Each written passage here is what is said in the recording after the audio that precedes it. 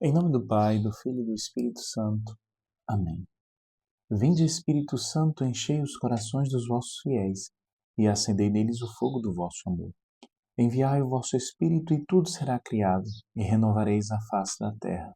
Oremos, ó Deus que instruíste os corações dos vossos fiéis, com a luz do Espírito Santo, fazei que apreciemos retamente todas as coisas, segundo o mesmo Espírito, e gozemos sempre da sua consolação, por Cristo nosso Senhor. Amém. Maria, sede da sabedoria, rogai por nós. São José, rogai por nós. Em nome do Pai, do Filho e do Espírito Santo. Amém. Meu querido irmão, minha querida irmã, seja muito bem-vindo ao nosso canal.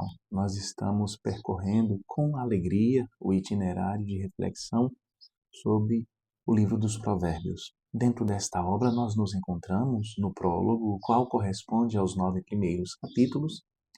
E dentro do prólogo, nós estamos meditando precisamente a seção que corresponde ao capítulo 6º, versículos do 1º ao 19, seção esta que pode ser intitulada de 4 avisos.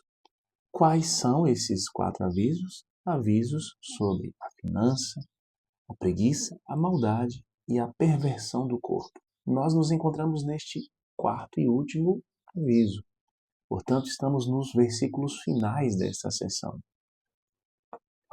Aviso contra a perversão, a respeito da perversão do corpo. E hoje nós vamos meditar o penúltimo versículo desta seção, Provérbios capítulo 6º, versículo 18, que diz assim para nós: Coração que maquina planos de iniquidade, pés apressados para correr ao mal. Hoje as partes do corpo são o coração e os pés. Ontem nós ouvíamos a respeito dos olhos, da língua e das mãos. Qual o coração que desagrada a Deus? Aqui o autor está falando de 7 coisas que o Senhor odeia, de 7 abominações aos olhos do Senhor. O coração que maquina planos de iniquidade. Coração que maquina planos de iniquidade. Pés apressados para correr ao mal. É disso que se trata. O coração que maquina planos de iniquidade. Observem que a advertência que a palavra de Deus está fazendo hoje para nós é sobre um perigo sutil, mas mortal, um coração que trama. Não se trata aqui de um ato impulsivo, mas de algo que é cultivado no segredo da alma. A pessoa vai fermentando o mal dentro de si. O coração que maquina. É tudo muito bem planejado, é tudo muito bem estruturado, é tudo muito bem organizado, pensado milimetricamente. São pensamentos que fermentam como veneno até transbordar em ações. Porque o coração que maquina iniquidades, planos de iniquidade, é um coração que, inclusive, se alegra com o mal, se alegra na execução dessas iniquidades. É interessante que o original hebraico utiliza a palavra choresh. Esse termo evoca o lavrar da terra. Então, assim como um arado abre sulcos na terra para receber sementes, o coração pode preparar o terreno para as sementes da justiça ou para a erva daninha do mal. O nosso coração é semelhante à terra. Não à toa que quando Jesus conta a parábola do semeador, Jesus compara o coração do homem que recebe a palavra exatamente à terra. Então, da mesma forma como a terra pode ter sulcos abertos pelo arado, para que deste modo esta terra seja bem preparada para receber a semente que é lançada, assim o coração. E qual semente que nós estamos lançando no nosso coração? É a semente da bondade ou a semente da maldade? É a semente da justiça ou a semente da iniquidade? É a semente do amor divino ou é a semente do amor egoísta por si mesmo que leva ao desprezo de Deus. Qual a semente? E os nossos pés que indicam exatamente o movimento do nosso corpo, são os nossos pés que, portanto, nos transportam, que nos levam para onde nós queiramos ir. Os nossos pés não se apressem para correr ao mal. O movimento dos pés, portanto, indicam a inclinação do coração. Não à toa que o autor coloca aqui essas duas partes do corpo juntas. Porque o que proporciona o meu movimento em direção à execução daquilo que foi planejado no meu coração são os pés. São os pés que me levam para onde eu quero ir. Então, os pés indicam o movimento da vontade, aqui no texto hebraico. Então, atentemos para o fato de que o Senhor quer que os nossos pés não se apressem para o mal, correr ao mal. Isso é algo abominável ao Senhor. Isso é algo odiado pelo Senhor. O que o Senhor deseja é que, assim como o coração pode ser preparado para receber tanto a boa semente como a semente má, os nossos pés também podem estar dispostos tanto para correr ao mal como para correr ao bem. O que o Senhor deseja, obviamente, é que os nossos pés se apressem. Se apressem, não percam tempo, mas se apressem para correr ao bem. Isso não significa dizer que o bem não deva ser planejado, não deva ser bem estruturado, que o bem deva ser realizado impensadamente. Significa dizer que nós precisamos estar sempre dispostos, não para o mal, porque isso entristece o coração de Deus. Isso faz com que o coração de Deus se derrame em lágrimas, para utilizar aqui uma linguagem antropomórfica, ou seja, para trazer sentimentos humanos, falar de Deus com sentimentos humanos.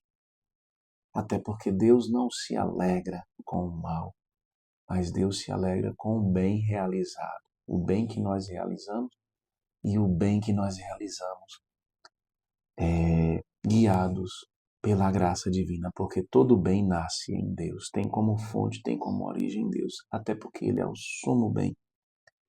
A disposição que o nosso coração precisa ter para a realização do bem. Portanto, meus irmãos, no Midrash Mishlei, os antigos sábios de Israel diziam que a tentação corre mais depressa que os pés, mas a misericórdia de Deus é mais veloz que ambas. A misericórdia de Deus tanto é mais veloz que a tentação, como mais veloz que os pés. Confiemo-nos à misericórdia de Deus e peçamos a Ele a força para que não pratiquemos o mal, mas para que possamos abraçar sempre o bem. Meus queridos, o mal não nasce apenas da fragilidade. O que a palavra de Deus quer mostrar para nós com este versículo é isso. O mal não nasce apenas da fragilidade, mas de uma vontade deliberada que se afasta da verdade. Quanto mais nós nos afastamos da verdade de Deus, mais nós temos pensamentos de iniquidade, mais nós consentimos com estes pensamentos, nós planejamos a iniquidade e buscamos a execução. Que o nosso coração, portanto, se afeiçoe à verdade. Que nós queiramos buscar a verdade não só com a inteligência, mas também com a nossa vontade e com a nossa liberdade, com todas as faculdades do nosso ser. Por isso, nós precisamos ponderar quais são os sentimentos que estão no nosso coração. A gente volta aqui à vigilância do coração. Quais são os sentimentos que eu tenho cultivado no meu coração? Quais são as atitudes às quais eu estou predisposto? Quais são as atitudes que eu não tenho preguiça de praticar?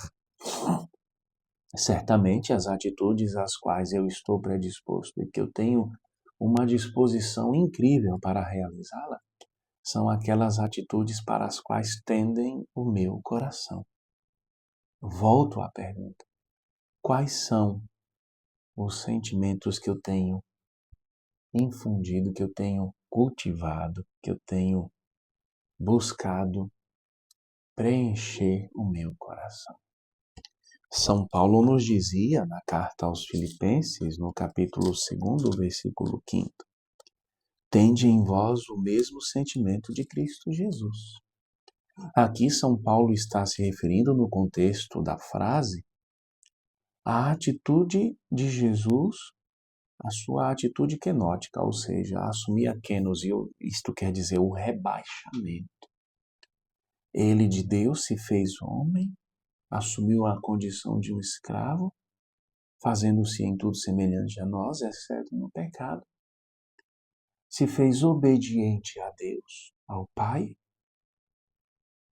Na sua obediência nos salvou, a sua obediência é exatamente a atitude contrária à de Adão, por isso que Jesus é o novo homem, é o novo Adão. Adão se fez desobediente, Jesus se fez obediente em tudo, inclusive morrendo numa morte vergonhosa, inclusive morte de cruz. Ele é a figura, ele é o protótipo do novo homem e é somente nele que nós somos novas criaturas. E por isso o Pai o exaltou, o fez Senhor, o exaltou, coroando-o de glória, fazendo-o assentar-se à sua direita. O sentimento que nós precisamos trazer dentro de nós é o sentimento de total disposição à obediência ao plano de Deus, tal como de Jesus. Ter o mesmo sentimento de Cristo Jesus é isso. É um sentimento de amor, é um sentimento de... Inclusive São Paulo fala aqui, em versículos anteriores, no versículo 2 ele diz, Filipenses 2:2, levai à plenitude minha alegria, pondo-vos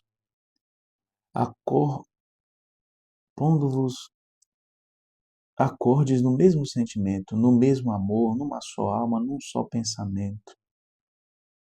É isto que São Paulo está dizendo, sentimento de amor. E lá, na mesma carta aos Filipenses, no capítulo 4, versículo 8, ele diz assim para nós, São Paulo: finalmente, irmãos, ocupai-vos com tudo que é verdadeiro, nobre, justo, puro, amável, honroso, virtuoso, ou que de qualquer modo mereça louvor. Esses são os sentimentos que devemos cultivar dentro de nós.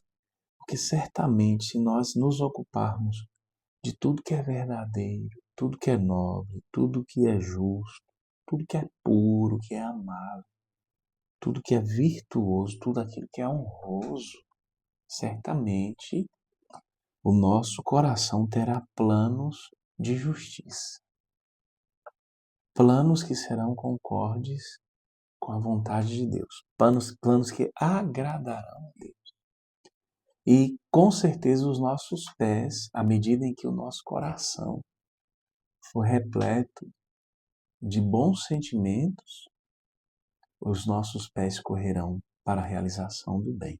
Que o Senhor nos ajude, que nos faça transbordar de bondade, para que deste modo, ao invés de sermos abomináveis a Deus, sejamos-lhe agradáveis, sejamos-lhe semelhante ao seu Filho Jesus. Que nós possamos em tudo ser obedientes à vontade do Pai. Louvado seja nosso Senhor Jesus Cristo, para sempre seja louvado. Fique na paz do Senhor.